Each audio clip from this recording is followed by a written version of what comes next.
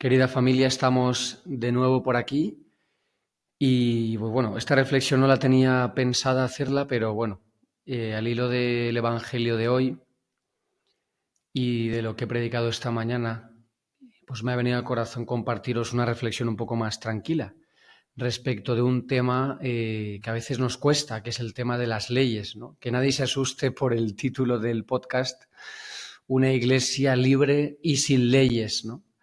Pues bueno, si eres un católico practicante, fiel y obediente a nuestra Santa Madre Iglesia, no te asustes porque no se me ha ido la pinza, ni voy aquí a declarar una anarquía eclesial, fuera leyes, fuera tradición, fuera todo lo que la Iglesia ha enseñado, ¿no?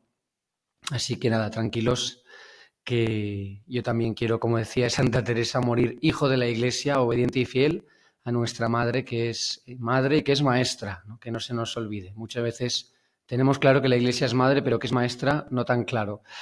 Y si eres un católico practicante o en lo que quiera que creas, pues bueno, siento decirte, querido amigo progre, que no me voy a cargar las leyes de la Iglesia ni voy a inventarme una iglesia a mi medida.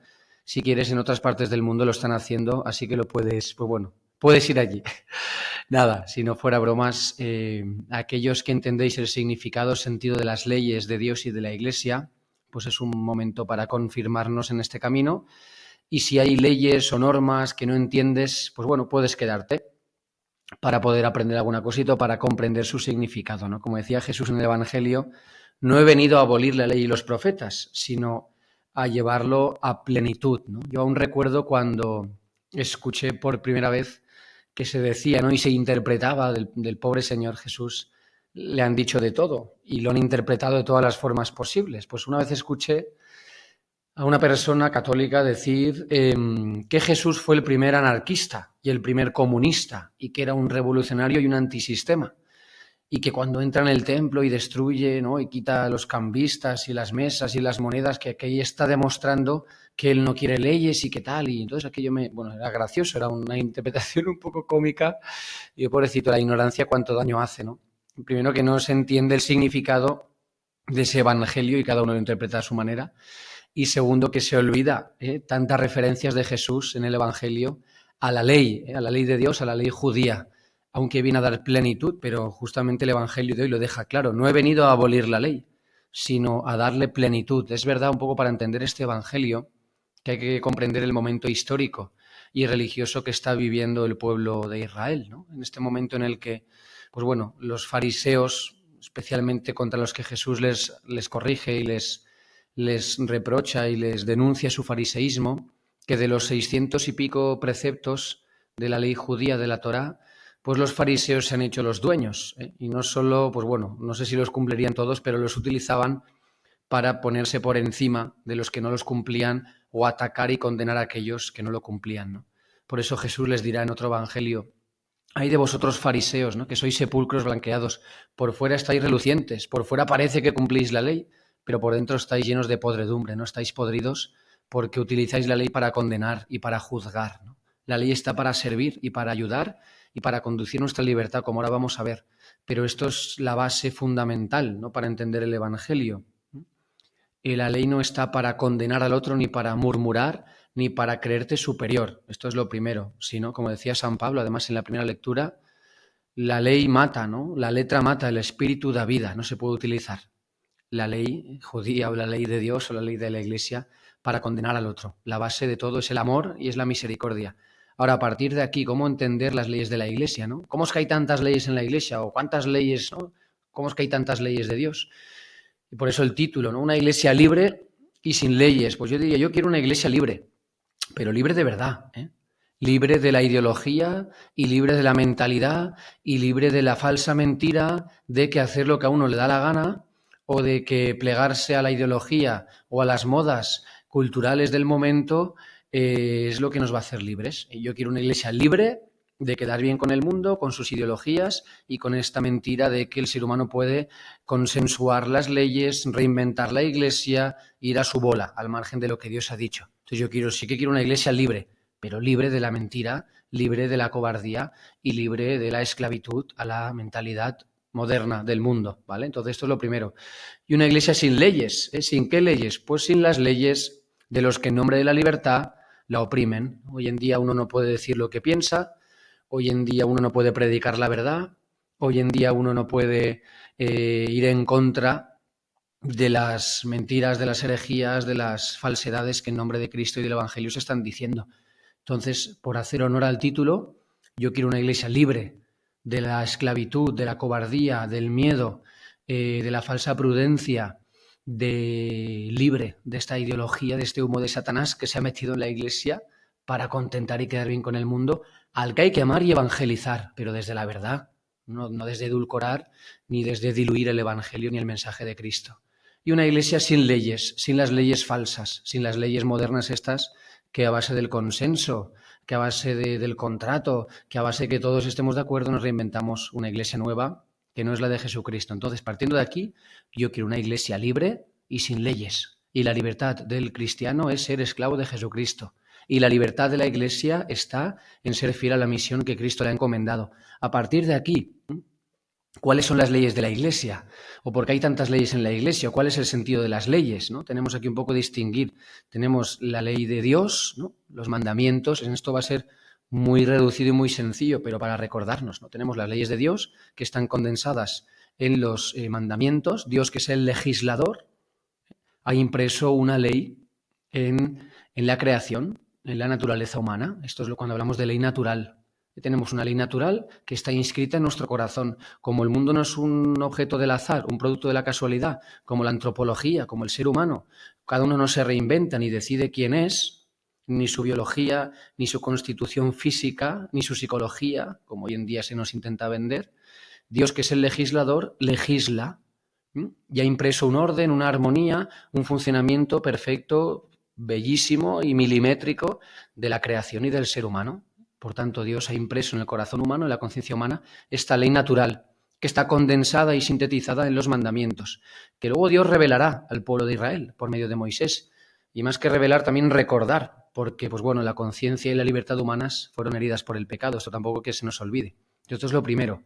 La ley de Dios está impresa en la creación, por eso los científicos pueden estudiar y descubrir las leyes de la naturaleza. Hay leyes en la naturaleza porque hay un legislador que las ha puesto para que le conozcamos. Estos científicos ateos modernos que creen que descubriendo el funcionamiento de la creación están destronando o diciendo que Dios no existe, es un poco de ignorantes.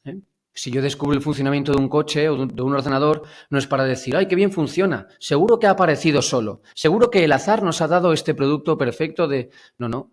Yo estudio un coche, un ordenador y pienso, madre mía, quien lo ha diseñado es un artista. Pues lo mismo con la creación.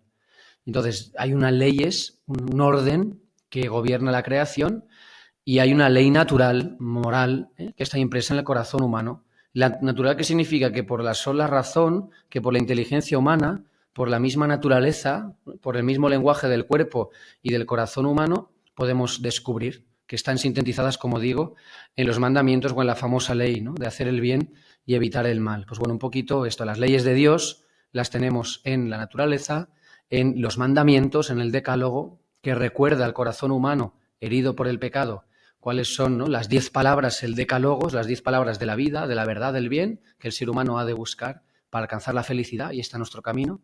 Y luego está la ley también divina revelada, que la tenemos en el Evangelio, ¿no?, con la predicación de Jesucristo, con su vida y pues bueno, con toda la revelación, con las bienaventuranzas, con el precepto de amar a Dios sobre todas las cosas, de amar al prójimo como a uno mismo, pues bueno, de obedecer todas las enseñanzas de Cristo en el Evangelio. Esto es las leyes de Dios. Y luego tenemos las leyes de la Iglesia, que se basan en las leyes de Dios.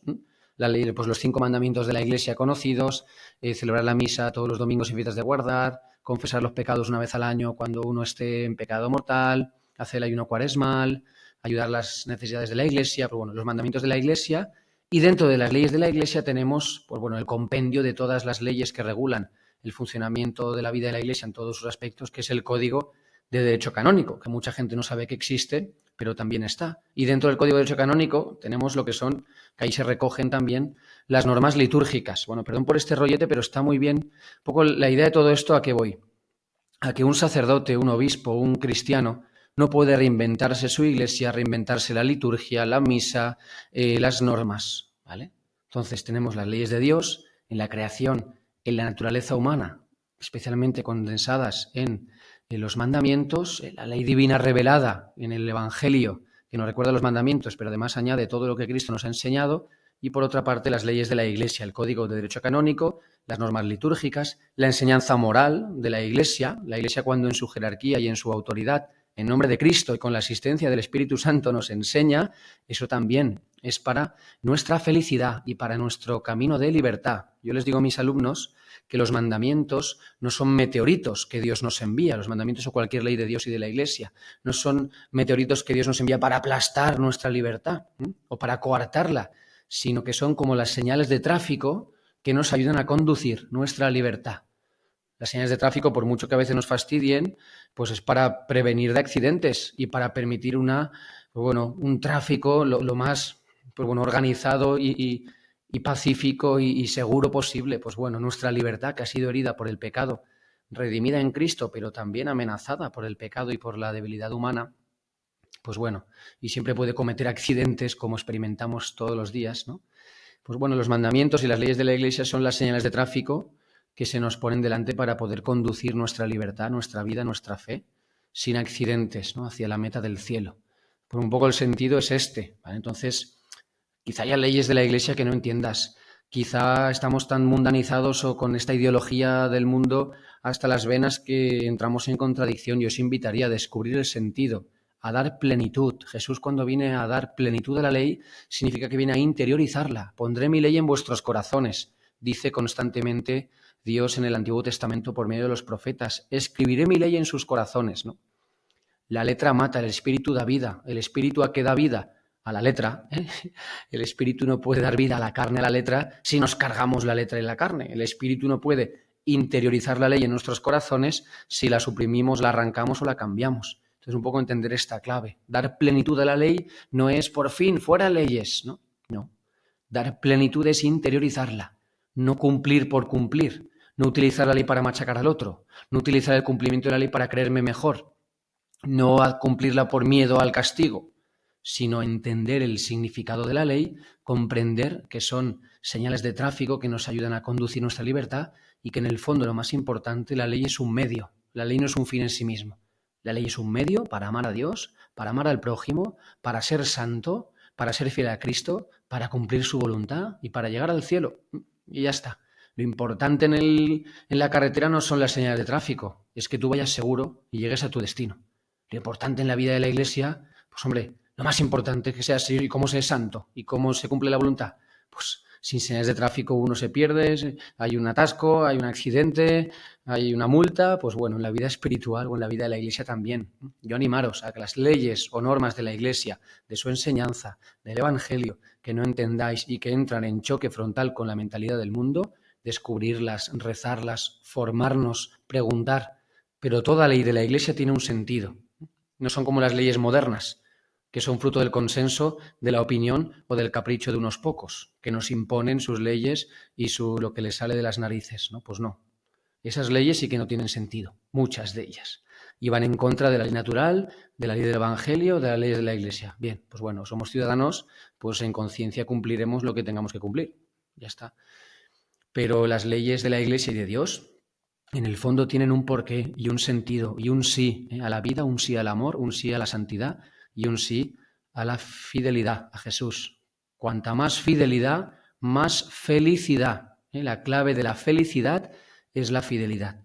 Por eso ánimo. Y así nos dice el Señor. El que se salte uno de los preceptos, menos importante, si lo enseña así, será menos importante en el reino de los cielos. Ni un sacerdote, ni un obispo, ni siquiera el Papa, hermanos, puede ir en contra de la ley de Dios, de las leyes de la Iglesia y en nombre de Cristo, lo cual es una blasfemia, utilizar a Cristo y al Evangelio para inventarse su Iglesia, su Evangelio, su moral, su doctrina y sus normas.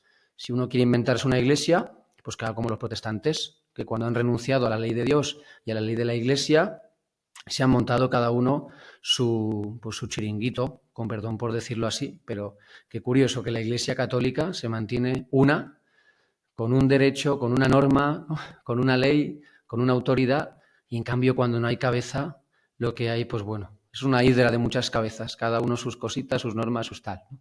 Sin condenar ni juzgar a nadie, pero un poco para que se entienda que a veces metemos todo en el mismo saco. Pues bueno, y quien cumpla y enseñe estos preceptos será grande en el reino de los cielos. Y esto es para ti y para mí. No solo vivir y cumplir tú estas leyes, estas normas, los mandamientos, sino ayudar a otros a comprenderlos, a enseñarlos, a transmitirlos. Y este es, pues bueno, la sencilla intención de este podcast. Pues bueno, espero que sirva y si no, pues bueno, siento que te haya hecho perder el tiempo. Una iglesia libre de verdad y sin leyes, sin las leyes falsas que no vienen de Dios. Pues ánimo, que así el Señor nos lo conceda vivir.